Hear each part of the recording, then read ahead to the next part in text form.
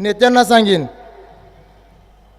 उद्याच्या लोकसभेच्या निवडणुकीच्या मैदानात मी 100% आहे.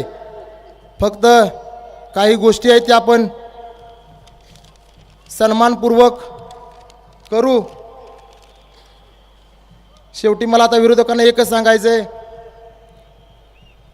अब होश में रहो नादानो, हम प्यार से समझाते हैं, जब जिद पर आ जाते हैं हम, फिर अपनी भी नहीं सुनते हम. अंजाम जो भी हो उसका खुद को रोक नहीं पाते हम. ध्वज लेके हाथों में हम मैदान में जब उतर जाते हैं, और जिस मैदान में हम जाते हैं जीत कर ही वापस आते हैं.